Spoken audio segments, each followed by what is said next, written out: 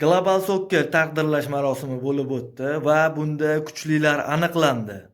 Bu sovrin Oltin to'p va The Best'dan keyingi o'rinda turadi, lekin haqli ravishda beriladigan yagona sovrin bu futbolchilarga. Yaqin Sharqning eng yaxshi o'yinchisi Krishtianuga topshirildi va 3 yildirki bu sovrinni o'ziniki qilib olyapti. La Ligada yilning eng yaxshi murabbiyi Hansi Flik bo'ldi va yilning eng yosh o'yinchisi Lamine Yamalga topshirildi.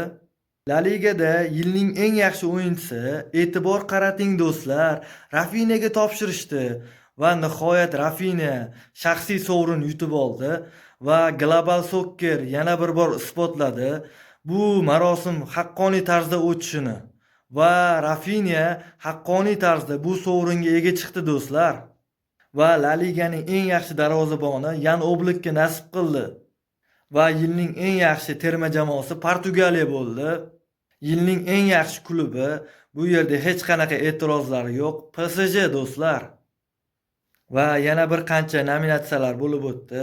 Yilning eng yaxshi murabbiyi Luis Enrique va yilning eng yosh o'yinchisi Desire Doué bo'ldi. Va yilning eng yaxshi yarim himoyachisi Vitinyaga topshirildi haqli ravishda va yilning eng yaxshi o'yinchisi Usmon Dembele bo'ldi do'stlar. PSG haqli ravishda bu sovrinlarga ega chiqdi do'stlar. Va Maradona sovrini tashkil etildi. Bu sovrin Lamine Yamalga loyiq ko'rildi. Va so'nggisi kulminatsion nuqta comeback sovrini joriy etildi va bu sovrin o'z egasini topdi do'stlar.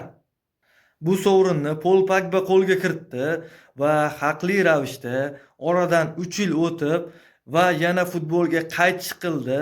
Bu futbolchini hozirgi paytda qo'llab-quvvatlash kerak va Global Soccer buni a'lo darajada uddaladi do'stlar.